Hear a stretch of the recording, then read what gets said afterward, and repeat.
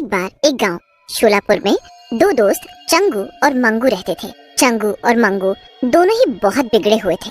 शराब पीना, चोरी करना और लोगों को परेशान करना उनकी आदत थी। उनकी इस आदत से गांव वाले बहुत दुखी थे। एक रात चंगू और मंगू बैठे शराब पी रहे होते हैं। तभी चंगू को एक बहुत खूबसूरत सी लड़की दिखती है। अरे मंगू भाई, वो देख कितनी खूबसूरत लड़की है।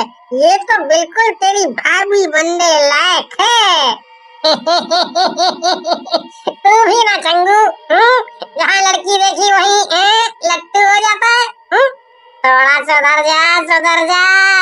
तभी वो लड़की चंगू को इशारा करती है। चंगू लड़की का इशारा पाकर उसका पीछा करने लगता है। अरे लगता है मेरी किस्मत खुल गई। इतनी सुंदर लड़की मैंने पहली बार देखी है। बस एक बार मुझसे ये बात कर ले, उसके बाद तो मैं इसे अपने जाल में फंसा लूंगा। ऐसा कहकर चंगू लड़की की तरफ तेजी से बढ़ता है, लेकिन जैसे ही चंगू लड़की के पास जाता है, लड़की उससे और दूर हो जाती है। थोड़ी ही देर में चंगू थक जाता है। अरे यार, आज कुछ ज्यादा ही पीली है लगता है। जैसे ही मैं इस लड़की के पास जाने लगता हूँ, लड़की और दूर हो जाती है। पता नहीं क्या हो रहा है। तभी वहाँ एक कब्रिस्तान आता है और वो लड़की एक कब्रिस्तान के अंदर चली जाती है। चंगू भी लड़की के पीछे पीछे कब्रिस्तान में पहुँच जाता है। तभी उन दोनों का पीछा करते करते मंगू भी वहाँ पहुँच जाता है और चंगू को रुकने के लिए कहता है, चंगू, चंगू, रुक जा, क्या कर रहा है? कहाँ जा रहा है? आगे कब्रिस्तान है। लेकिन मंगू की बातों का चंगू के ऊपर कोई असर नहीं होता और वो लड़की के पीछे पीछे कब्रिस्तान के अंदर चला जाता है। अरे ये सब क्या हो रहा है? लगता है इस लड़की ने चंगू को सम्मोहित कर लिया है। तभी वो मेरी कोई बात नहीं सुन रहा है। मैं क्या करूं? इसे कैसे रोकूं? कैसे रोकूं?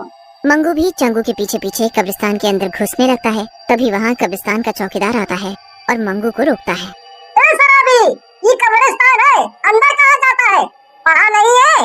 अंदर जाना मना है। अरे मुझे सब पता है चौकीदार, लेकिन अंदर मेरा दोस्त है। वो किसी लड़की के चक्कर में अंदर गया है। मुझे रोकना होगा उसे। मुझे जाने दो। लेकिन चौकीदार मंगू को रोक देता है। इस पर मंगू और चौकीदार में झगड़ा होता है और मंगू के हाथों चौकीदार की हत्या हो जाती है। अरे ये सब क्या हो रहा है? ये तो मर गया। इससे पहले कि कोई मुझे पकड़े, मुझे यहाँ से भाग लेना चाहिए। हाँ, भाग लेना चाहिए।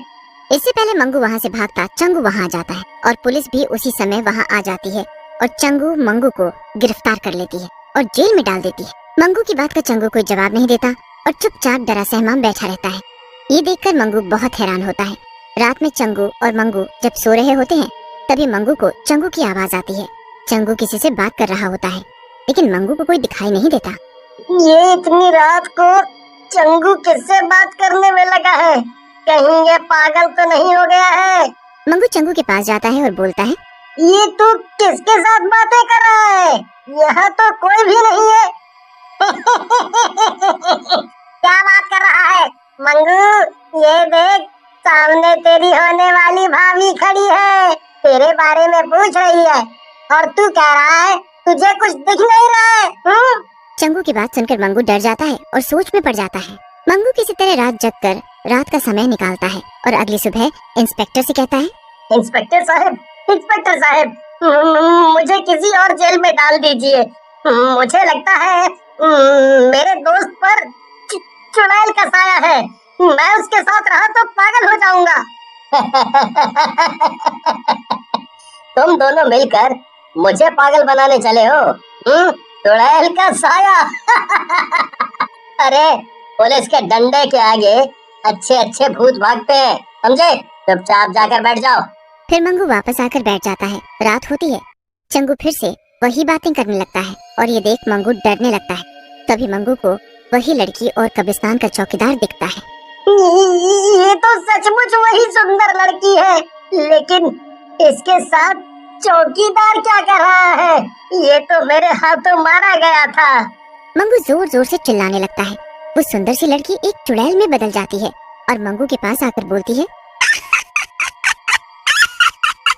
चिल्ला मंगू, और जोर जोर से चिल्ला, लेकिन तेरी आवाज इस कमरे से बाहर नहीं जाएगी। मैं भी देखना चाहती हूँ तू कितनी जोर से चिल्ला सकता है। तभी चौकीदार चंगू को पकड़ता है और एक फांसी के फंदे से लटका देता है। मंगू ये देख चौकीदार से लड़ते हुए कहता है, छोड़ दे दुष्ट मेरे भाई को, मत मार उसको, छोड़ दे। लेकिन चौकीदार चंगू को फांसी के फंदे से लटकाकर मार देता है। चुड़ैल हंसते हुए मंगू से कहती है, मंगू तेरा भाई चंगू तो गया, अब तेरी बारी है, लेकिन मैं तुझे ऐसे नहीं मारूंगी, तुझे मरने से पहले खूब तड़पाऊंगी। ऐसा कहकर चुड़ैल और चौकीदार की आत्मा वहाँ से गायब हो जाती है। मंगू भी डर के मारे बेहोश हो जाता है। अगली सुबह जेल का दरवाजा खुलता है। हवलदार चंगू को फांसी के फंदे से लटकता देख बोलता है, अरे मार डाला इस मंगू ने अपने दोस्त को, फांसी से लटका दिया। अरे जेल में कत्ल हो गया, कत्ल। हवलदार की बात सुनकर मंगू भी उठ जाता है। तभी वहाँ इंस्पेक्टर भी आ जाता है और चंगू की लाश को देखकर गुस्से में बोलता है, मारो इसे, इस दुष्ट ने तो आज हद ही कर दी, अपने दोस्त को ही मार डाला। इसे अच्छे तरीके से सबक सिखाओ और पता करो इसने अपने दोस्त को क्यों मारा है। बाकी के हवलदार मंगू को पीटने लगते हैं। अरे मर गए, अरे छोड़ दो मुझे, मैं भला अपने दोस्त को क्यों मारूंगा। हाँ, उसे चुड़ैल ने मारा है, जो कल रात इस जेल में आई थी। हवलदार भी मंगू को मारते मारते थक जाते हैं और इंस्पेक्टर के पास जाकर बोलते हैं, साहब इसको हमने खूब मारा, लेकिन वो एक ही बात बोल रहा है कि उसके दोस्त को ही चुड़ैल ने मारा है। क्या बकवास कर रहे हो, कोई चुड़ैल बुड़ैल नहीं होती, सब मनगढ़ंत बातें हैं। मैंने तो आज तक ऐसा कुछ नहीं देखा। अरे नहीं साहब, ऐसा ना सोचे, ये सब होता है, मैंने सुना और देखा भी है। हाँ। फिर हवलदार अपने साथ हुई घटना के बारे में इंस्पेक्टर को बताता है, जिसे सुनकर इंस्पेक्टर बोलते हैं, मुझे तो कुछ समझ नहीं आ रहा, लेकिन अगर ये सब होता है तो इसे कोई साधु या तांत्रिक ही ठीक कर सकता है। एक काम करो, किसी साधु को बुलाओ। इंस्पेक्टर के कहने पर एक साधु बाबा को लेकर आते हैं। साधु बाबा जेल में बंद मंगू के सामने आते हैं और मंगू साधु बाबा को देखकर बोलता है, बाबा मुझे बचा लो। ये चुड़ैल और उसके साथ आने वाला चौकीदार मिलकर मुझे मार डालेंगे। साहब ये लड़का सही कह रहा है, इसके दोस्त पर चुड़ैल का साया था और इसी चुड़ैल ने इसके दोस्त की जान ली है। बाबा मुझे तो कुछ समझ नहीं आ रहा है, आपको जो ठीक लगे करो, लेकिन ये लड़का मुझे जिंदा चाहिए। रात में साधु बाबा मंगू की जेल के सामने बैठ जाते हैं और पूजा करने लगते हैं। आधी रात में चुड़ैल और चौकीदार वहाँ आ जाते हैं। साधु को देखकर चुड़ैल बोलती है, बूढ़े तू इसे बचाएगा मेरे हाथों से? ये मेरा शिकार है, इसे मरना ही होगा, तू भाग जा यहाँ से, नहीं तो तू भी मरेगा इस लड़के के साथ। तब तक वहाँ इंस्पेक्टर भी आ जाता है और चुड़ैल को देखकर बोलता है, कौन कहता है चुड़ैलें नहीं होती, आज अपनी आंखों से देखकर यकीन हो रहा है। तुम घबराओ मत बेटा, मेरी तो जिंदगी ही इन शैतानों के बीच गुजरी है। ऐसा कहकर बाबा अपने हाथों से भभूत निकालते हैं और मंत्रों का जाप करने लगते हैं और थोड़ी देर बाद वो भभूत चुड़ैल और चौकीदार की आत्मा के ऊपर डाल देते हैं। इस भभूत से मेरा कुछ नहीं बिगड़ेगा, समझा क्या? लेकिन तभी चमत्कार होता है और वो चुड़ैल गायब होने लगती है। ये क्या कर दिया तूने बुड्ढे, मेरी चुड़ैल कहाँ गायब हो गई है? क्या कर रहा है तू? मैं तुझे अभी मजा चखाता हूँ।